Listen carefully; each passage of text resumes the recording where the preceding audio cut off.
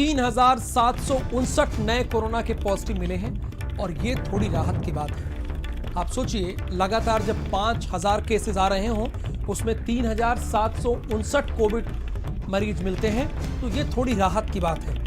थोड़ी राहत है और उम्मीद पर पूरी दुनिया कायम है। सबको लग रहा है कि एक दिन कोरोना का असर कम होगा। लखनऊ में आज 6,214 लोग रिकवर हुए हैं, ये भी बहुत राहत की बात है। यानी जितने कोविड के पेशेंट आए हैं उसके दोगुने लोग रिकवर हुए हैं, ये थोड़ी राहत की बात है। प्रदेश में कोरोना से 266 लोगों की मौत हुई है। लखनऊ में कोरोना से 13 लोगों की जान गई है। और 3 संवाददाता इस वक्त हमारे साथ लाइव जुड़े हुए हैं। संजय सिंह चौहान आपको लखनऊ की जानकारी देंगे, नरेंद्र प्रताप से पश्चिमी उत्तर प्रदेश की जानकारी लेंगे और साथ ही साथ कानपुर से विवेक पांडे की जानकारी लेंगे कि वहां पर हालात कैसे हैं। विवेक, शुरुआत में आपसे ही करता हूं, चूंकि ओवरऑल अगर उत्तर प्रदेश की पूरी बात करें तो आज केसेस कुछ कम है, थोड़ी राहत है, लेकिन हालात क्या है कानपुर के, वो आप हमारे दर्शकों को बताइए।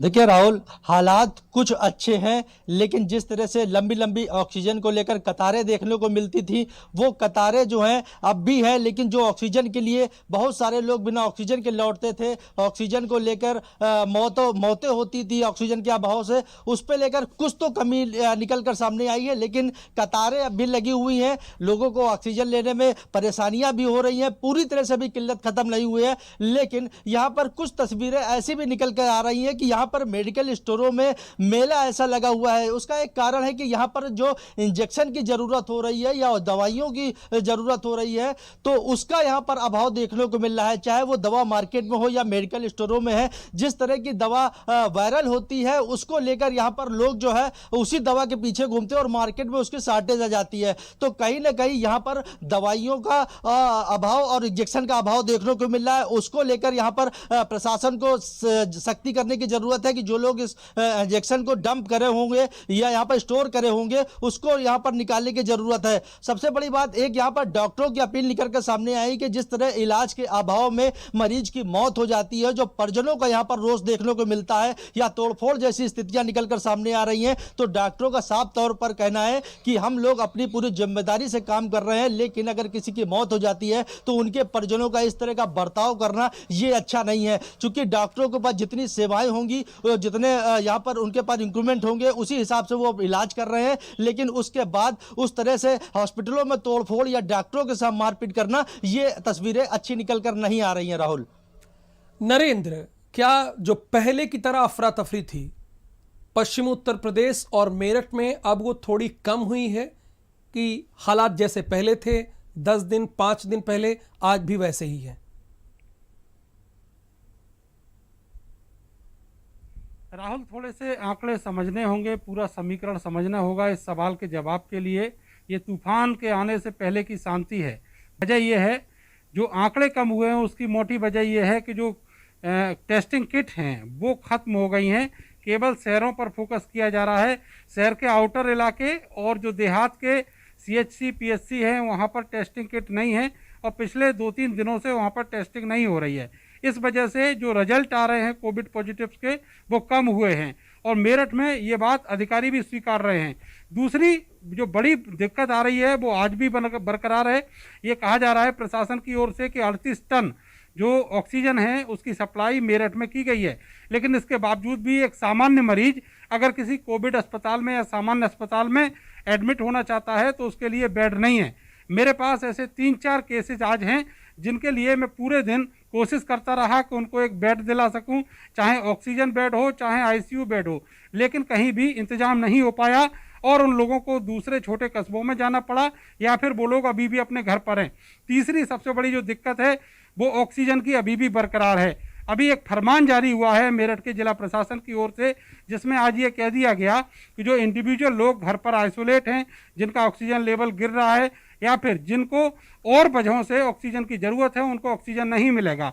अब केवल अस्पतालों को ऑक्सीजन दी जाएगी, जो इंडिविजुअल मरीज हैं उनको ऑक्सीजन नहीं दी जाएगी। ये तुगलकी फरमान जो है मेरठ प्रशासन की ओर से जारी हुआ है। इसकी वजह से आज जितने भी यहाँ पर ऑक्सीजन प्लांट हैं वहाँ पर लोग परेशान रहे और अभी भी लंबी लंबी लाइनें लगी हुई हैं। तो क्या इनके पास पूरी तरह से बेड है जो इन्होंने ये जारी कर दिया है फरमान।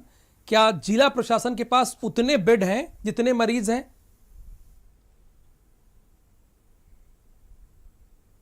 देखिए, उतने बेड तो नहीं है। जिस तरीके से कोविड पॉजिटिव लोग आ रहे हैं उन सबको तो एडमिट नहीं किया जा सकता, लेकिन इतना जरूर है कि जो संख्या है खाली बेडों की वो बताई तो जाती है, दावे तो किए जाते हैं कि हम मरीजों को एडमिट करा देंगे, लेकिन जब हम बात करते हैं इंडिविजुअल, चाहे सीएमओ से, चाहे डिस्ट्रिक्ट सर्विलांस अधिकारी हैं उनसे, चाहे मेडिकल कॉलेज के प्रिंसिपल से, या फिर उन सब निजी अस्पताल जो कोविड घोषित हैं वहाँ पर उनके प्रभारियों से, तो कोई भी एक सिंगल बेड देने को राजी नहीं है। और ये कहा जाता है कि उनके पास ऑक्सीजन नहीं है। दूसरी तरफ जो जिला प्रशासन है वो ये दावे कर रहा है कि सब अस्पतालों को, जितने भी कोविड और नॉन कोविड अस्पताल हैं, सबको पर्याप्त ऑक्सीजन मिल रहा है और सरकार की तरफ से भी यही दावे किए जा रहे हैं, लेकिन ज़मीनी हकीकत बिल्कुल अलहदा है। इस बात को जिला प्रशासन के अधिकारियों को समझना होगा। अगर जो नए मरीज आ रहे हैं उनको एडमिशन नहीं मिलेगा तो निश्चित तौर पर वो मर जाएंगे। अब तो टेस्टिंग भी बंद हो गई है, तो ऐसे में जो लोग कोरोना से मर रहे हैं उनका कोरोना जो टेस्टिंग है वो नहीं हुई, तो ये कैसे कंफर्म होगा कि वो कोरोना से ही मरे हैं। लेकिन जो घर के लोग हैं उस लाश को जब अंत्येष्टि के लिए ले जाते हैं तो वहाँ प्राचार्य जो आचार्य होता है उसको बता देते हैं कि इसकी कोरोना के सिम्टम्स थे और वहाँ पर उसका कोरोना प्रोटोकॉल से ही उसका अंत्येष्टि की जाती है।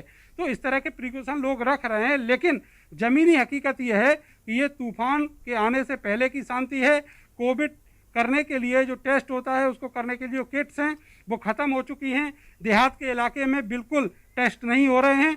मेरी जानकारी में ऐसे बहुत सारे लोग हैं जो टेस्ट कराना चाहते हैं, लेकिन उनका ना तो कल टेस्ट हो पाया ना आज टेस्ट हो पाया। आज सीएमओ ऑफिस में जब मैंने बात की तो साफ कह दिया गया कि अभी स्टोर में किट्स नहीं आई हैं और बहुत सारे जो सीएचसी पीएचसी हैं वहाँ पर टेस्ट नहीं हो रहे हैं। ये एक बहुत तो ये हकीकत नरेंद्र ने सामने रख दी है। मेरठ की जो हकीकत है वो नरेंद्र ने पूरी तरीके से बता दिया है कि एक तो टेस्टिंग नहीं हो रही है, ये सबसे बड़ी प्रॉब्लम है, और एक तुगलकी फरमान का भी नरेंद्र ने जिक्र किया है जो बहुत अहम है, जो नहीं होना चाहिए। अब जो घर पे आइसोलेट हैं, अगर उनका ऑक्सीजन लेवल गिर रहा है 70 से नीचे, 80 से नीचे हो रहा है, तो वो ऑक्सीजन नहीं ले सकते हैं। अब सिर्फ हॉस्पिटल को ही सप्लाई किया जाएगा। और जबकि नरेंद्र ने यह भी बताया कि उनके पास बेड भी नहीं है, अगर वो भर्ती होना चाहे तो बेड भी नहीं है और घर पर ऑक्सीजन भी नहीं देंगे। तो ये मेरठ की स्थिति है। विवेक ने कानपुर के हालात बता दिए कि दवाओं की कालाबाजारी हो रही है, जो दवा डिमांड में आती है उसकी कालाबाजारी शुरू हो जाती है। तो संजय, जो अफरा तफरी पिछले 10 दिनों से लगातार लखनऊ में देखने को मिल रही है और पूरे उत्तर प्रदेश में देखने को मिल रही है, क्या उससे लखनऊ का जिला प्रशासन कुछ सीखा है या नहीं? अभी भी हालात वैसे हैं, वही अफरा तफरी है, उसी तरह लोग ऑक्सीजन के लिए दौड़ रहे हैं, उसी तरह बेड के लिए गुहार लगा रहे हैं। थोड़ा कुछ सीखा है? थोड़ा भी? बिल्कुल राहुल जी, जिस तरीके से मैं आंकड़ों की बात करें या फिर जिला प्रशासन की सीख की बात करें, 1:47 तक मैं फील्ड में था और तब तक की जो तस्वीरें हैं वो पूरे दिन जो है उसके बाद से लगातार चैनल भारत समाचार लोगों को दिखा रहा है कि ऑक्सीजन, इंजेक्शन, बेड, एम्बुलेंस की जो व्यवस्था है राजधानी लखनऊ की वो केवल 53 है, और जिसपे 36 जो हाई जो टेक्निकल वाली एम्बुलेंस है वो और 10 और दूसरी बची हुई है जो बेसिक एम्बुलेंस है। उन 56 एम्बुलेंस के जरिए 24 घंटे जो इधर से उधर मरीजों को लाया ले जाया जाता है उसी से किया जा रहा है। बाकी एम्बुलेंस पर्याप्त साधन पे नहीं है, तो ऐसे में बेड नहीं की बात ही छोड़ दीजिए, एम्बुलेंस नहीं मिल रही है डेड बॉडी ले जाने के लिए और पेशेंट को घर से लाने के लिए। उन्हें ई रिक्शा या ऑटो टेम्पो या खुद के निजी साधन से ही लाया ले जा रहा है। ये सच्ची तस्वीरें, कैमरे झूठ नहीं बोलते, ये सच्ची तस्वीरें भारत समाचार ने आपको 5 बजे तक दिखाई। रही बात जिला प्रशासन की समझने की, जिला प्रशासन ने कोई सीख नहीं ली है। जितने नोडल अधिकारी बनाए गए वो कहाँ हैं, उनका कोई अता पता नहीं है। हाँ, इतनी सीख जरूर ली है कि जो मीडिया की खबरों में रिपोर्ट्स आ रही थी ज्यादा, उन्हें कम कर दिया गया है। राजधानी लखनऊ की 3700 से के करीब जो है आंकड़े दिखाए गए हैं। करीब 40,000 की संख्या की ऐसी जांचें हैं जो की नहीं जा रही हैं। तीसरी बात, जो होम आइसोलेट है उनको कह दिया गया है पहले से ही कि अब हॉस्पिटल्स में उन्हीं को एडमिट किया जाएगा जो अति गंभीर होगा। मतलब अगर आप आउट ऑफ जो है डेंजर हैं तो अगर मीडियम है तो आपको एडमिट नहीं किया जाएगा, भले रात में आप डेंजर जोन में चले जाएं। लेकिन ज्यादा से ज्यादा डेंजर जोन में है तो हॉस्पिटल जाएंगे, वहां बेड नहीं मिलेगा, ऑक्सीजन नहीं मिलेगा, इंजेक्शन नहीं मिलेगा। आप अपनी कहानी खुद ही जानिए। तो ये कहानी बनाई जा रही है। तीसरी बात मैं करूं तो देहात इलाके जो हैं, उन देहात इलाकों में अब कोविड बड़ी तेजी से वहां पर फैल रहा है। तो अभी शहरी क्षेत्रों को कंट्रोल जिला प्रशासन, संजय, यूपी गवर्नमेंट नहीं कर पाई। लखनऊ देहात की आप बात करें ना, अब ग्रामीण इलाकों में जब संख्या बढ़ी है, लखनऊ देहात की भी बात करिए। हाँ, मैं लखनऊ ग्रामीण की ही बात कर रहा हूं, चाहे काकोरी हो, मोहनलालगंज हो, इन तमाम चीजों को लेकर के सरकार के खुद सांसद, सरकार के कई विधायकों ने पत्र लिख करके ये कहा, और कौशल किशोर ने कई बार पत्र लिखा कि वहां कोविड की जांच नहीं हो रही है, ऑक्सीजन की सप्लाई नहीं मिल रही है। ये लखनऊ ग्रामीण की भी बात कर रहा हूं, वहां पर जांचें नहीं हो रही है। तो ऐसे में संख्या के बल को कम दिखा करके मैं सिर्फ एक बात कहता हूं राहुल जी, कि आज के केसेस में केवल अगर 3000 पेशेंट को एडमिट करके केवल ये कह दिया जाए कि ये 3000 पेशेंट लखनऊ के सभी हॉस्पिटल में एडमिट किए जाएंगे, इनके पास बेड ही नहीं है। इनके पास 500 से ज्यादा ऐसे बेड हैं जो ऑक्सीजन की कमी की वजह से संचालित नहीं हो पा रहे हैं। जो ये आंकड़े दिखाए जा रहे हैं वो केवल इस हाइप, जो न्यूज हाइप हो रही है, उसे कम करने के लिए और अपने नंबर बढ़ाए जाने के लिए। कोविड का खतरा न तो घटा है, लगातार स्पीड उसकी बढ़ रही है और उसे कंट्रोल कर पाने में पूरे दावे फेल हैं, चाहे ऑक्सीजन के हो, चाहे बेड के, चाहे इंजेक्शन के। बताया जा रहा था इंजेक्शन सभी सरकारी अस्पतालों में मिल रहा है, वो भी मुफ्त दिया जाएगा। लेकिन मैंने खबरें दिखाई कि जो इंजेक्शन के लिए पिछले 4 घंटे से महिला कोविड कंट्रोल रूम के बाहर लगा रही थी। सीएमओ मुंह चुरा करके गाड़ी से भाग रहे थे, लेकिन उन्हें कुछ मीडिया कर्मियों ने भेजा तो उन्होंने लेटर को साइन करके दे दिया, लेकिन अभी तक उसके पास अपडेट आया, अभी तक इंजेक्शन नहीं मिला है। और सुबह 8 बजे से वो कोविड कंट्रोल रूम पे खड़ी थी। तो ऐसे केसेस तमाम जो है वो कुछ मीडिया के सामने आ जाते हैं, बाकी वो भगवान भरोसे रहे और कहीं ना कहीं रो करके, घुट के, तड़प करके उनको अपनी चीजें, परेशानियों को झेलना पड़ रहा है। तो ये बड़ी दुख भरी कहानियां हैं वो राजधानी लखनऊ की, आपकी बात से ग्रामीण इलाकों की भी। आपने लगातार अपनी रिपोर्ट में बताया, लखनऊ शहरी इलाके और ग्रामीण इलाके की स्थिति के बारे में बताया, यानी कुछ सीखा नहीं। विवेक, क्या यही स्थिति है? क्यों दवाओं की कालाबाजारी हो रही है और इस पर जिला प्रशासन क्यों रोक नहीं पा रहा है? देखिए राहुल, मैं बता दूं कि यहाँ जिला प्रशासन जो है पूरी तरह से सुस्त दिख रहा है। बात करी जाए यहाँ के नगर आयुक्त की या नगर निगम की पूरी टीम की बात करें तो एक समय था जब इससे पहले कोरोना काल आया था, तो वहां पर जिस इलाकों में इस तरह के पेशेंट निकलते थे उस पूरे इलाके को सील कर दिया जाता था, पूरे इलाके को सैनिटाइज किया जाता था। लेकिन आज की वो स्थितियां आ गई है कि किसी भी प्रकार का कोई काम नहीं हो रहा है। सिर्फ दिखाने के लिए 300 वर्कर बनाए गए हैं, दिखाने के लिए 156 गाड़ियां बनाई गई हैं, लेकिन वो शहरों में कहीं दिख नहीं रही हैं। इसका जीता जागता उदाहरण यहाँ के विधायक हैं, जो इससे ऐसे समय में इस तरह की चिट्ठियां नगर आयुक्त को लिख रहे हैं कि इलाके को सैनिटाइज कराया जाए। जब विधायकों को चिट्ठियां लिखना पड़ रही है, उसके बावजूद इस तरह का काल चल रहा है, क्या नगर आयुक्त को नहीं लगता कि पूरे शहर में सैनिटाइजेशन कराना चाहिए? इसके लिए भी चिट्ठियों का सहारा लेना पड़ेगा। तो कहीं ना कहीं जिस तरह से विधायकों की तक की नहीं सुनी जा रही है, तो आम आदमी की क्या सुनी जाएगी? जिस तरह से दवाइयों का अभाव है, दवाइयों की कालाबाजारी हो रही है, इस तरीके के यहाँ जितनी खामियां यहाँ पर निकल,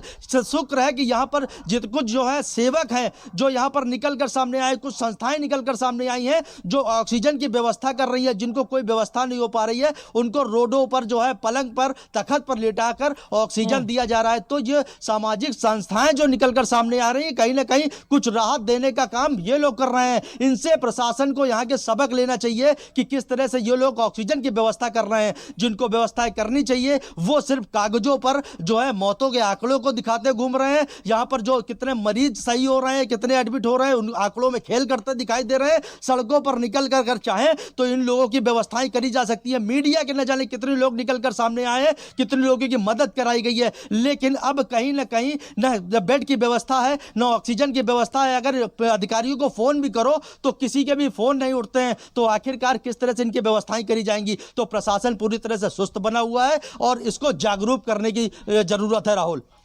नरेंद्र, थोड़ा खुशी हुई थी मुझे थोड़ी बहुत कि केसेस कम हुए हैं, लेकिन आप तीनों लोगों की रिपोर्ट, संजय सिंह चौहान की लखनऊ शहरी और ग्रामीण, आपकी मेरठ और पश्चिमी उत्तर प्रदेश और कानपुर की रिपोर्ट जैसे विवेक ने दी है, उससे तो ये समझ में आता है और ये मुझे दिखाई और सुनाई देता है कि हालात जैसे 10 दिन पहले थे वैसे आज हैं, बल्कि स्थिति और बदतर हुई है।